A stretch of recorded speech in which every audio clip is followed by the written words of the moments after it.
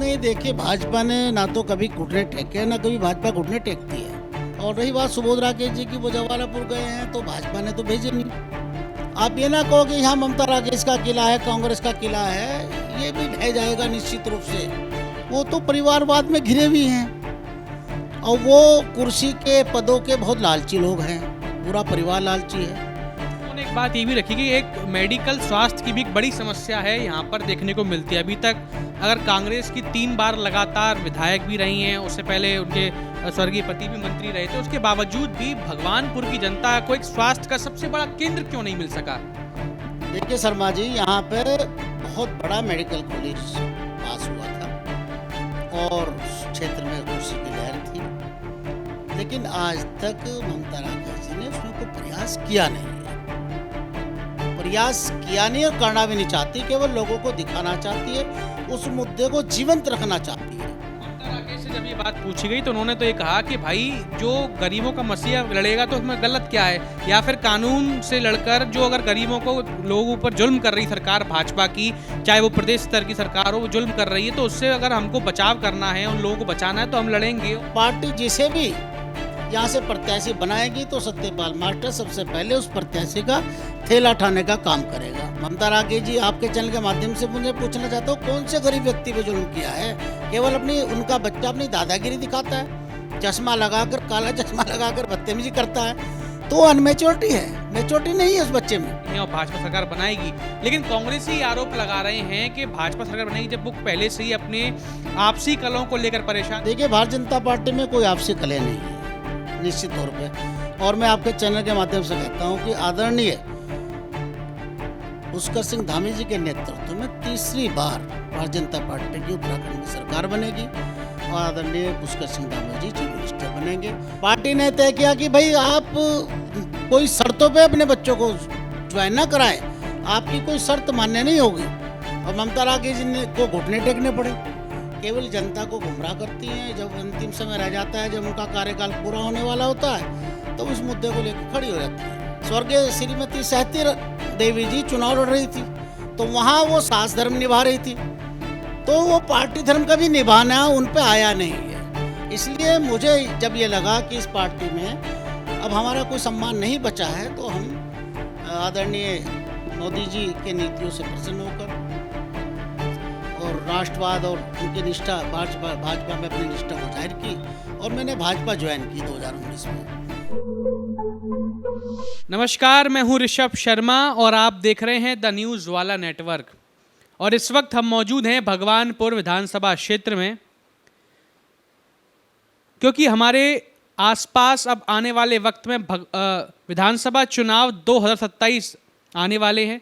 और क्या समीकरण होगा, क्या माहौल है, जनता क्या चाहती है, क्या बदलाव होना चाहिए या नहीं होना चाहिए, इन सभी विषयों पर बात करने के लिए आज हमारे साथ भगवानपुर से मास्टर सत्यपाल सिंह जी मौजूद हैं, जो कि विधानसभा के विधायक के प्रतिनिधि के तौर पर पूर्व प्रत्याशी भी हैं भगवानपुर से, और साथ में वे प्रदेश उपाध्यक्ष हैं अनुसूचित मोर्चा के उत्तराखंड से।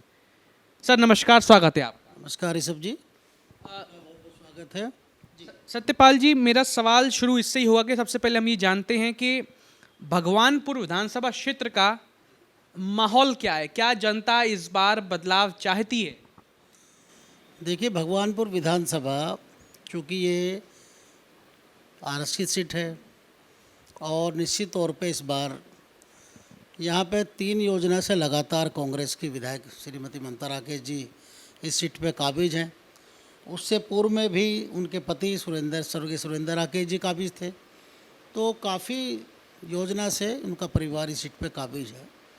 और देखिए, चेंजिंग जो होना चाहिए जनता चाहती है और परिवर्तन प्रकृति का नियम है। तो चूँकि प्रजातंत्र है, लोकतंत्र में जनता जनार्दन सर्वोपरि होती है और इस बार जनता का मोड परिवर्तन के तौर पे देखा जा सकता है। जनता परिवर्तन चाह रही है। अब आने वाले 2027 का चुनाव ये तय करेगा कि जनता क्या चाहती है, वोट किस करवट बैठेगा। तो ये चूँकि प्रजातंत्र है, सबको अधिकार है, मत देने का अधिकार है। और चूँकि भगवानपुर की जो विधानसभा का जो डेमोग्राफी है, वो थोड़ा सा जातिगत रूप से थोड़ा सा कांग्रेस के पक्ष में जाता है। मैं 2022 में चुनाव लड़ा तो अपेक्षा से बहुत कम मुझे मत प्राप्त हुए, लेकिन 2012 में मैं कांग्रेस से चुनाव लड़ा तो बहुत कांटे की टक्कर रही। सुरेंद्र राकेश जी आज इस दुनिया में नहीं है, वो बसपा से प्रत्याशी थे, तो बहुत कांटे की टक्कर में मैं चुनाव हारा।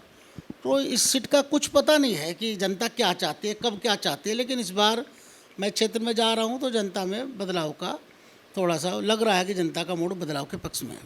जैसा कि अगर हम बात करें कि अगर 3 बार लगातार विधायक है ममता राकेश जी, 15 साल का कार्यकाल है, एक बड़ा कालखंड हो जाता है, तो जो 15 साल का कालखंड है उसके हिसाब से अगर हम विकास की बात करें तो क्या उतना विकास लगता है आपको भगवानपुर क्षेत्र में हुआ है या होना चाहिए था? नहीं, देखिए वैसे तो ये ममता राकेश जी और इनका परिवार अपने आप को विकास पुरुष कहते हैं और कहते हैं कि भगवानपुर हमारा भगवानपुर है, राकेश परिवार का भगवानपुर है। और लेकिन जब ये चुनाव का अंतिम समय आएगा, 6 महीने रह जाएंगे, तब ममता राकेश जी सत्र में, विधानसभा के सत्र में मेडिकल कॉलेज की डिमांड उठाती दिख जाएंगी।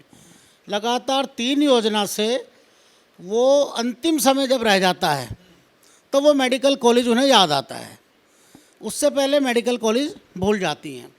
जो मेडिकल कॉलेज यहाँ बनना था, सरकार ने जब सुरेंद्र राकेश जी मिनिस्टर थे उन्होंने पास कराया था, लेकिन आज तक वो मेडिकल कॉलेज का उन्होंने कोई प्रयास नहीं किया, केवल जनता को गुमराह करती हैं। जब अंतिम समय रह जाता है, जब उनका कार्यकाल पूरा होने वाला होता है, तो इस मुद्दे को लेकर खड़ी हो जाती हैं। अच्छा, जैसे कि अगर हम ये बात समझें कि भाजपा की अगर जड़ें यहाँ पर मजबूत हैं, तो लोगों से हमने ग्राउंड रिपोर्ट्स करी तो लोगों ने कहा कि हाँ, पहले सुबोध राकेश थे, उन्होंने अच्छा खासा यहाँ पर ठीक ठाक अपना दिखाया कि दमखम, और भाजपा की कुछ अंतराल से चीज़ें रहीं, लेकिन अब उनके जाने के बाद भाजपा का यहाँ पर कोई चेहरा स्पष्ट नहीं है। लोग ये कह रहे हैं अगर बदलाव होना भी चाहे तो हम कैसे करें, क्योंकि ममता राकेश के सामने कोई ऐसा चेहरा नहीं जो उनको टक्कर दे पाए, या फिर कहें कि भाजपा ने भी अपने घुटने टेक दिए और शायद इसी वजह से सुबोध राकेश ज्वालापुर भेज दिए गए। नहीं, देखिए भाजपा ने ना तो कभी घुटने टेके, ना कभी भाजपा घुटने टेकती है। हाँ, पक्ष विपक्ष ज़रूर रहता है। और रही बात सुबोध राकेश जी की, वो जवालापुर गए हैं तो भाजपा ने तो भेजे नहीं, सबको अधिकार है। यानी मैं भी जाके जवालापुर में अपना वजूद दिखाने लगूँ तो मेरा भी अधिकार है। वो तो अंतिम समय में भाजपा जवालापुर में किसे टिकट देगी, ये तो राष्ट्रीय नेतृत्व का और हमारे प्रदेश नेतृत्व का फैसला होगा। वहाँ चूँकि भाजपा के हमारे बहुत से प्रत्याशी मैदान में हैं, बहुत लोग प्रयास कर रहे हैं, लेकिन भगवानपुर भी ऐसी बात नहीं है। भाजपा के यहाँ कार्यकर्ता सक्रिय हैं और भारतीय जनता पार्टी 2027 में बहुत मजबूती से चुनाव लड़ेगी। जैसा कि अगर हम बात करें कि चुनाव आने वाले प्रबंधन की, तो आपके भाजपा से ही राज्य मंत्री दर्जा प्राप्त देशराज कर्णवाल जी हैं, उन्होंने एक बयान दिया। उन्होंने कहा कि ममता राकेश और सुबोध राकेश दोनों की मिली भगत है। जैसे कि ममता राकेश जो हैं वो सुबोध राकेश को वहाँ फेवर ज्वालापुर में करेंगी, और ज्वालापुर से जो फेवर है वो ममता राकेश को वो यहाँ करेंगे भगवानपुर में, और इसलिए दोनों कभी एक दूसरे पे कुटाराघात नहीं करते दिखते। दोनों के दोनों राकेश परिवार कुटाराघात करता है, और भाजपा पार्टी के होने के बावजूद उन्होंने अपने भाजपा के प्रत्याशी पर भी एक खुले मंच से आरोप लगाया कि ये दोनों आपस में मिली भगत कर रहे हैं भगवानपुर में, इसलिए दोनों पार्टी को धोखा दे रहे हैं। निश्चित तौर पे देखिए, उनका चूँकि परिवार है, सुबोध राकेश जी की ममता जी सगी भाभी हैं, और अभी ममता राकेश जी के सुपुत्र अभिषेक राकेश जी की शादी में परिवार एक हुआ, और होना भी चाहिए, परिवार में एकता होनी चाहिए। लेकिन राजनीतिक रूप से चूँकि विचारधारा अलग थी, सुबोध राकेश जी भारतीय जनता पार्टी में थे और वो कांग्रेस में थी। 2017 में उन्होंने बहुत दमदार तरीके से यहाँ चुनाव लड़ा था। ममता राकेश जी कांग्रेस से चुनाव लड़ रही थी और दोनों में बड़ी खींचातान थी। वो चुनाव हार गए थे, ममता राकेश जी जीत गई थी। लेकिन इस बार निश्चित तौर पे ये देखा जा रहा है, सुना भी जा रहा है और साफ है कि परिवार अब एक हुआ है। परिवार की एकता के कारण सुबोध राकेश जी जवालापुर चले गए समझौता करके, और यहाँ वो अब कहते भी हैं उनके बेटे अभिषेक राकेश जी, अब तो 80,000 मत मिलेंगे। तो कहीं ना कहीं उनमें राजनीतिक गठबंधन हुआ है। अच्छा, अगर जैसे कि जब हम ग्राउंड रिपोर्ट करते हैं तो लोगों ने ये बात कहा कि ममता राकेश जो भगवानपुर में है, ये एक अवैध किला है। जैसे कि पश्चिम बंगाल में ममता दीदी, जो ममता बनर्जी थी, उनका किला था। उनको भाजपा भेद पाने में काफ़ी लंबा वक्त लग गया, लेकिन इस किले को भाजपा भेद पाए, ये बड़ा कठिन होगा, क्योंकि बिना चेहरे के किले को भेद पाना और सक्रियता के बिना भेद पाना बड़ा कठिन होता है। तो मैं ये जानना चाहता हूँ, जैसे अभी तक तो चलिए जो वोट बैंक था, वो वोट बैंक अब बट गया है, क्योंकि जो इधर के कोर वोटर थे भाजपा के, सुबोध राकेश या फिर चेहरे की हम बात करें, तो उनके वोटर शिफ्ट होंगे कहीं ना कहीं, है ना। लेकिन अगर बात करें ममता राकेश, उनके वोट बैंक में बढ़ोतरी होगी, तो भाजपा फिर टक्कर देगी कैसे इस बार? मैंने देखिए पहले भी कहा कि changing the law of nature, परिवर्तन प्रकृति का नियम है। अब आपने पश्चिम बंगाल की बात कही ऋषभ जी, पश्चिम बंगाल में निरंतर हमारी पार्टी ने प्रयास किया और वहाँ हमने लोगों का विश्वास जीतने में हमें बहुत बड़ी मदद मिली। और आदरणीय अमित शाह जी के नेतृत्व में, आदरणीय नरेंद्र मोदी जी के नेतृत्व में वहाँ अप्रत्याशित जीत हासिल हुई। तो ममता बनर्जी का जो किला था, आप किला कह रहे हैं, वो ढह गया। ये तो प्रजातंत्र है। आप ये ना कहो कि यहाँ ममता राकेश का किला है, कांग्रेस का किला है, ये भी ढह जाएगा निश्चित रूप से। ये जनता के हाथ में है और जनता सर्वोपरि होती है। प्रजातंत्र में 5 साल के बाद, इसलिए 5 साल रखा गया कार्यकाल, संविधान में 5 साल कार्यकाल रखा गया कि 5 साल का जो बायोडाटा लोग देखते हैं, उसका लेखा जोखा देखते हैं, तो जनता तय करती है कि आने वाले चुनाव में हम इसको बदलेंगे। और मुझे लग रहा है कि जनता का मूड है इस बार यहाँ एक किला ढहने जा रहा है। लेकिन आप जैसे बदलाव की बात कर रहे हैं, और वहीं ममता राकेश ने अपने एक साक्षात्कार में खुले मंच से ये बात कही थी कि अगर डॉक्टर का बेटा डॉक्टर बनता है, अगर किसी टीचर का बेटा टीचर बनता है, तो मेरा बेटा विधायक क्यों नहीं बन सकता? सवाल ये, तो क्या ममता राकेश परिवारवाद को बढ़ावा देना चाहती हैं भगवानपुर विधानसभा में, कि अगर मैं विधायक हूं, मेरे पति विधायक थे और अब मेरा बेटा भी विधायक बने, जो तैयारी वो कर रहे हैं, क्योंकि वो भी अभिषेक भी तैयारी कर रहे हैं, लगातार सक्रियता दिखाते हैं, तो ये जो कांग्रेस पार्टी जो हमेशा परिवारवाद की बातों में घिरी रहती है, भाजपा ये आरोप लगाती कि परिवारवाद है, तो क्या भगवानपुर में भी ये परिवारवाद देखने को मिल रहा है? क्योंकि इस तरह के जो बयान उन्होंने खुलकर दिए। देखिए ममता राकेश जी का जो बयान आया है आपके द्वारा में, आपने मुझे बताया, मैंने सुना भी था, वो तो परिवारवाद में घिरे हुए हैं और वो कुर्सी के पदों के बहुत लालची लोग हैं। पूरा परिवार लालची है। अभी आपने देखा होगा जब ब्लॉक प्रमुख का चुनाव तय होना था, इतना बड़ा फैसला ममता राकेश जी ने लिया कि वो अपने बेटे और अपनी बेटी आयुषी को, दोनों को भाजपा ज्वाइन करा दिया। और जब वहाँ उनका स्वार्थ सिद्ध नहीं हो पाया, चूँकि भारतीय जनता पार्टी कोई नियम में या कोई वचनबद्ध तो होती नहीं, पार्टी ने तय किया कि भाई आप कोई शर्तों पे अपने बच्चों को ज्वाइन ना कराएं, आपकी कोई शर्त मान्य नहीं होगी। और पार्टी ने यहाँ पे देशराज कर्णवाल जी की भतीजी करुणा कर्णवाल को प्रत्याशी बनाया और ममता राकेश जी को घुटने टेकने पड़े। और जब वो लोग प्रमुख नहीं अपनी बेटी को बना पाए, फिर दोनों बच्चे फिर अपने घर में वापस आ गए। तो देखिए ये तो परिवारवाद क्या है, तो स्वार्थवाद है। तो अब चूँकि परिवारवाद की बात कर रहे हैं आप, तो परिवारवाद तो है ही। छोटे छोटे चुनाव भी लड़ते हैं, सारे चुनाव को चाहते हैं कि हम ही लड़ें। तो कांग्रेस पार्टी चूँकि लगातार 3 योजना से ममता राकेश जी यहाँ जमी हुई है, तो वे चाहती हैं कि भाई हमारा बेटा आगे बढ़ जाए। तो निश्चित तौर पे वो चाह रही हैं, तो उसमें हम क्या कर सकते हैं। चूँकि भारतीय जनता पार्टी तो परिवारवाद में विश्वास करती नहीं, ये तो कांग्रेस में परिवारवाद है। चूँकि हमारी पार्टी विद द डिफरेंस है, अन्य पार्टियों से भिन्न है। तो परिवारवाद तो चूँकि कांग्रेस पार्टी से वो हैं, तो कांग्रेस पार्टी में परिवारवाद की परिभाषा दी जाती है।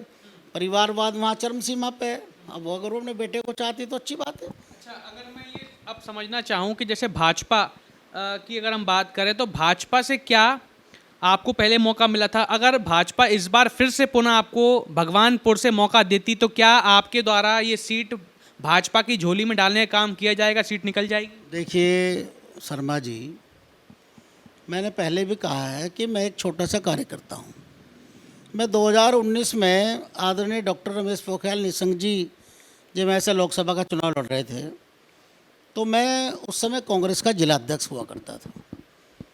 तो कांग्रेस पार्टी की जो विचारधारा थी, कांग्रेस पार्टी चूँकि भगवानपुर में जो कांग्रेस पार्टी का हाल था, ममता राकेश 2017 में चुनाव लड़ी, मैं जिलाध्यक्ष था।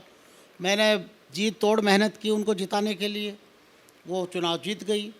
बाद में यहाँ नगर पंचायत का चुनाव हुआ 2018 में, तो कांग्रेस पार्टी ने हमें यहाँ से प्रत्याशी बना नगर पंचायत का अध्यक्ष पद का, तो हम यहाँ चुनाव लड़े। तो उस नगर पंचायत के चुनाव में ममता राकेश जी का कहीं अता पता और उनके बेटे का नहीं था। वो अपने घर से बाहर ही निकल पाई। उसका कारण ये था कि भाजपा से उनकी सगी सासू माँ स्वर्गीय श्रीमती सहती देवी जी चुनाव लड़ रही थी, तो वहाँ वो सास धर्म निभा रही थी, तो वो पार्टी धर्म का भी निभाना उन पे आया नहीं है। इसलिए मुझे जब ये लगा कि इस पार्टी में अब हमारा कोई सम्मान नहीं बचा है, तो हम आदरणीय मोदी जी के नीतियों से प्रसन्न होकर और राष्ट्रवाद और उनकी निष्ठा भाजपा में अपनी निष्ठा को जाहिर की और मैंने भाजपा ज्वाइन की 2019 में। तो तब से मैं भारतीय जनता पार्टी के एक कार्यकर्ता के रूप में काम कर रहा हूँ और मैं भारतीय जनता पार्टी का बहुत ऋणी हूँ कि उन्होंने मुझ जैसे कार्यकर्ता को 2022 में प्रत्याशी बनाया, इतना बड़ा सम्मान दिया। ये मैं पहले भी कह चुका कि ये बात ज़रूर है कि अपेक्षा से बहुत कम हमें वोट मिली, प्रयास हमने बहुत किया। आज भी हम एक कार्यकर्ता के रूप में ही भारतीय जनता पार्टी का यहाँ काम कर रहे हैं, भारतीय जनता पार्टी का झंडा उठाए खड़े हैं और निश्चित तौर पे पार्टी जिसे भी यहाँ से प्रत्याशी बनाएगी तो सत्यपाल मास्टर सबसे पहले उस प्रत्याशी का थैला उठाने का काम करेगा। हाँ, अगर पार्टी ये सोचती है कि भाई भारतीय जनता पार्टी मुझे मौका देगी तो मैं सहज प्रणाम करके भारतीय जनता पार्टी के प्रत्याशी रूप में यहाँ से लड़ने के लिए तैयार हूँ और निश्चित रूप से मन कर्म वचन से हम पार्टी के साथ हैं, मेहनत करेंगे और अब सभी साथियों को जोड़ने का काम करेंगे। और देखिए, ये तो जनता के हाथ में है। चुनाव चूँकि जनता मत देती है, जनता लड़ाती है। और दूसरी बात, भारतीय जनता पार्टी का जो आज के समय में राष्ट्रीय नेतृत्व आदरणीय नरेंद्र मोदी जी के साथ है, जनता मोदी जी के साथ है, मोदी जी की नीतियों के साथ है। मुझे लगता है कि इस बार भारतीय जनता पार्टी का यहाँ से बहुत अच्छा चुनाव होगा, फाइट होगी और चुनाव जीतेंगे। अगर हम समीकरण की बात कर लें तो समीकरण जो है वो 3 तरह से बन रहा है, एक भाजपा, कांग्रेस और आज़ाद समाज पार्टी। आज़ाद समाज पार्टी से अमित कुमार भी काफ़ी सक्रिय दिख रहे हैं, उनका भी काफ़ी नाम निकल कर आ रहा है। ममता राकेश ने अपने एक साक्षात्कार में उन्होंने खुलकर एक ये बात कही थी कि भाजपा और एएसपी दोनों एक ही थाली के चट्टे बट्टे हैं। और जो अमित कुमार जो बातें लगातार कह रहे हैं या फिर कर्णवाल जी ने भी जो बातें कही थी, ये सब अपनी अशोभनीय भाषा का प्रदर्शन कर रहे हैं। तो ये इनकी पार्टी की विचारधारा भी ऐसे ही है। तो दोनों एक ही थाली के चट्टे बट्टे हैं। जो उन्होंने खुलकर ये बयान दिया विकास के ऊपर जब सवाल पूछा गया था, तो क्या वाकई ये वास्तविकता ऐसी है? देखिए, आज़ाद समाज पार्टी ने तो अभी अभी जन्म लिया है। अब उनकी क्या विचारधारा है, उनकी क्या आइडियोलॉजी है, मुझे तो जानकारी है नहीं। लेकिन 17 से 27 साल के जितने भी युवा हैं वो भ्रमित हो गए हैं, आज़ाद समाज पार्टी के साथ जुड़ गए हैं।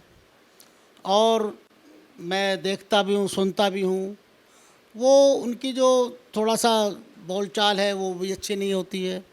अभी हमारे बहुत ही सम्मानित, बहुत ही वरिष्ठ भाजपा के नेता और पूर्व में विधायक जबरेडे से आदरणीय देशराज कर्णवाल जी, उनकी पत्नी जो हमारी पार्टी के बहुत सम्मानित है, हमारे शेड्यूल कास्ट में चमार जाति के बड़े नेता हैं, उनके साथ कितना मिसबिहेवियर किया, उनकी पत्नी के साथ मारपीट की गई। जो मामला हुआ झबरेड़ा में, जो उसकी आपके चैनल के माध्यम से कड़ी निंदा करता हूँ कि उन बच्चों को, समाज के बच्चे हैं, उनको मैं ये मैसेज देना चाहता हूँ कि अगर आपके घर पे, समाज में, गांव में किसी भी पार्टी का कोई नेता आता है तो आप उनका सम्मान करिए।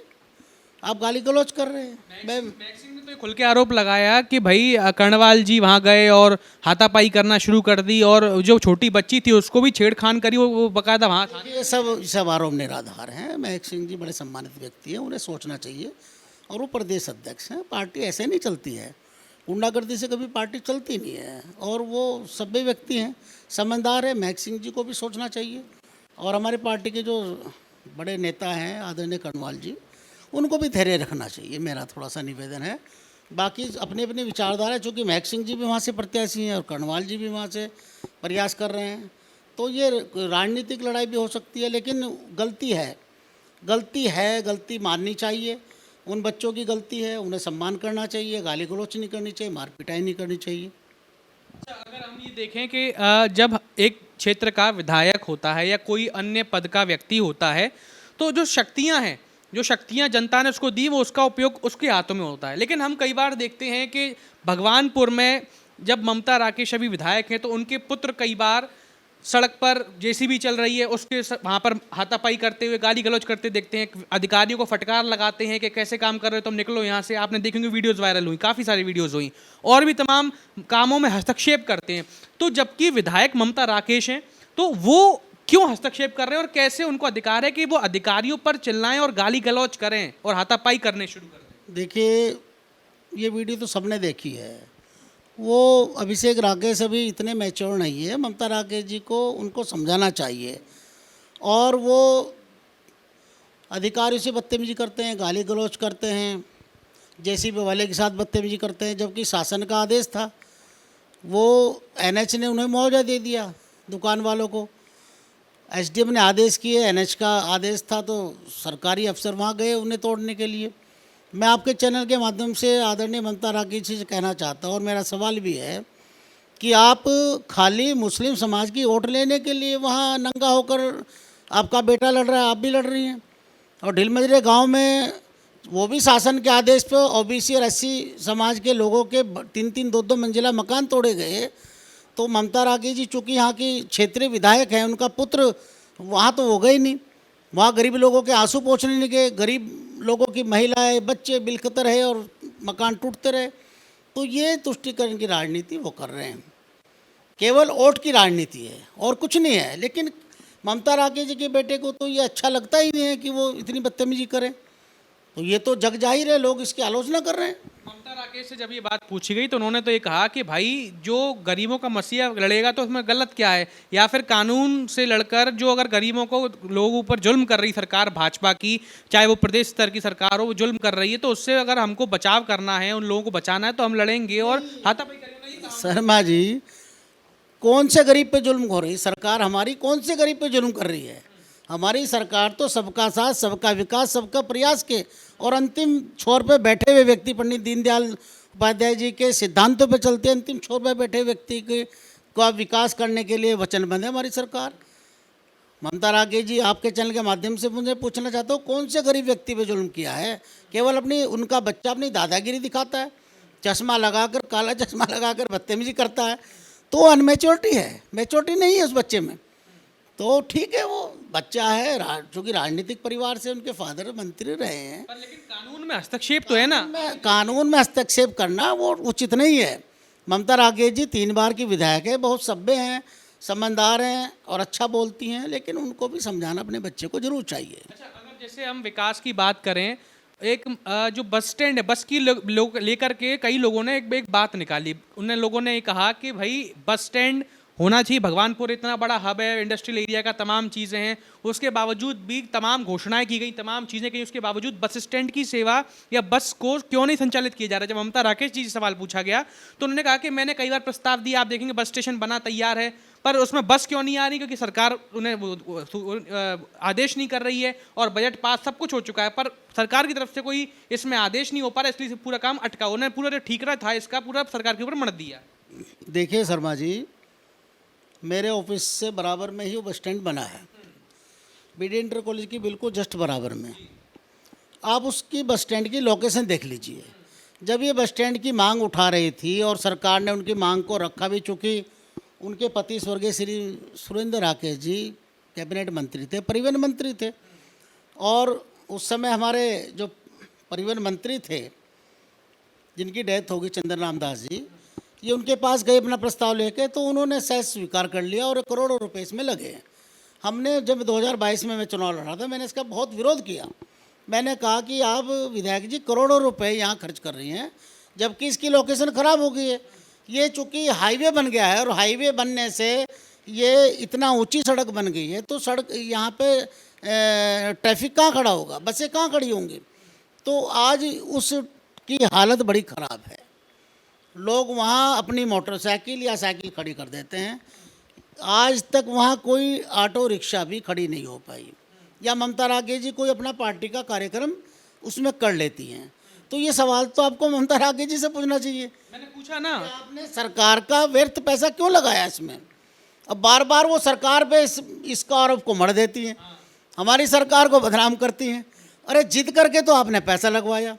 देखिए, हमारी सरकार ने कलाल्टी गांव है हमारी विधानसभा में, लगभग 54 करोड़ रुपए से समाज कल्याण का आवासीय विद्यालय बन रहा है।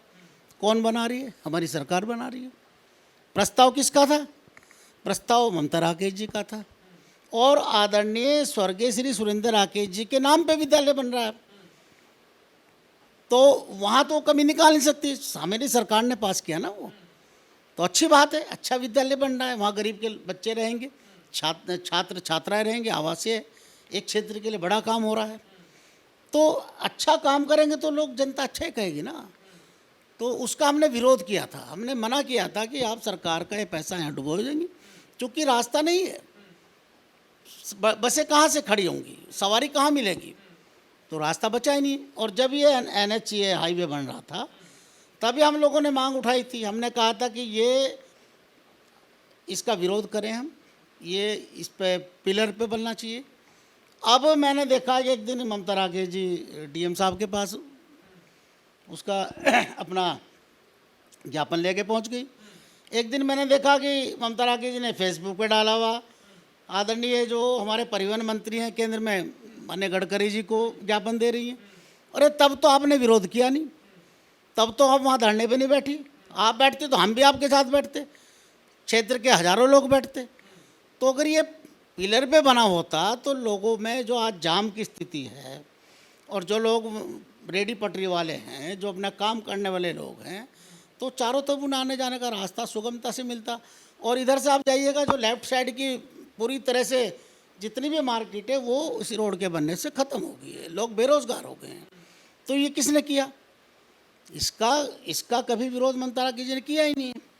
अब देखिए जब चुनाव आ जाएगा, जब ये खड़ी हो जाएंगी, ये मेडिकल कॉलेज चिल्लाएंगी। जैसे कि लोगों ने एक बात ये भी रखी कि एक मेडिकल स्वास्थ्य की भी एक बड़ी समस्या है यहाँ पर देखने को मिलती है। अभी तक अगर कांग्रेस की 3 बार लगातार विधायक भी रही हैं, उससे पहले उनके स्वर्गीय पति भी मंत्री रहे थे, उसके बावजूद भी भगवानपुर की जनता को एक स्वास्थ्य का सबसे बड़ा केंद्र क्यों नहीं मिल सका?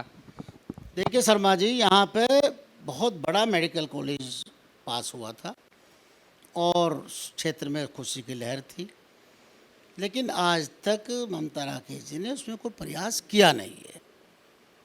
प्रयास किया नहीं और करना भी नहीं चाहती, केवल लोगों को दिखाना चाहती है, उस मुद्दे को जीवंत रखना चाहती हैं। पर वो तो ये कहती है, मैं तो हमेशा विधानसभा सत्र में तमाम अपने मुद्दों को उठाती हूँ। भगवानपुर के आप देखेंगे जितने सवाल मैंने उठाए, जितने मुद्दे मैंने उठाए, उतना कोई नेता नहीं उठाता है क्षेत्र से। सरकार ने 54 करोड़ रुपए का आवासीय विद्यालय तो उनके कहने पे बना रही ना सरकार। मैं बता तो रहा हूँ, जब 6 महीने रह जाएंगे तब वो मुद्दे को लाएंगी। और ये कहती हैं कि मेरी तो कुछ सुनता नहीं है। अरे आप विधायक हैं, विधायक की क्या गरिमा होती है, विधायक की कितनी शक्तियाँ होती हैं, आपको पता होना चाहिए। और 3 बार की विधायक है, बहुत सम्मानित विधायक है, बहुत सीनियर विधायक है। तो निश्चित तौर पे विधायक जी को अपनी ताकत का पता होना चाहिए और कैसे काम होता है उन्हें आता है, समझदार भी हैं। मैं कहता हूँ कि ये बहुत बड़ी अचीवमेंट था इस क्षेत्र के लिए। अगर मेडिकल कॉलेज बनता, डॉक्टर BR अम्बेडकर जी के नाम पर मेडिकल के पास है, तो पूरे क्षेत्र को लाभ होता। और मेडिकल कॉलेज की भूमि जहाँ चिन्हित की गई थी वो हमारा बिल्कुल सीमा पर है, क्वांटम कॉलेज के बिल्कुल पीछे साइड में। और हमारे यूपी के जितने भी गांव हैं, सहारनपुर ज़िले के छुटमलपुर या अन्य गांव हैं, उनको भी उसका लाभ होता। लेकिन इसमें कोई सफल प्रयास नहीं किया गया। अच्छा, अगर मैं जानना चाहूँ कि भाजपा की अब अंतिम रणनीति क्या रहेगी? जैसे कि धामी सरकार लगातार एक बात कह रही कि इस बार पूरे प्रदेश में तीसरी बार हैट्रिक हम मारने जा रहे हैं और भाजपा सरकार बनाएगी, लेकिन कांग्रेस ही आरोप लगा रहे हैं कि भाजपा सरकार बनेगी जब वो पहले से ही अपने आपसी कलहों को लेकर परेशान है। हरिद्वार जिले में जो आपसी कलह देखने को मिलती है कि जो अन्य विधानसभा पर चुनाव भाजपा सीट निकालना चाहती है, वहीं पर कई ऐसे भाजपा के उम्मीदवार हैं जो एक दूसरे पर आरोप लगाते हैं कि इन्होंने हमें हरवाया, इन्होंने हमें हरवाने काम किया। ये लगातार बात निकल कर आती है उनकी तरफ से, आखिर ये क्यों आती है? देखिए, भारतीय जनता पार्टी में कोई आपसी कलह नहीं है निश्चित तौर पे।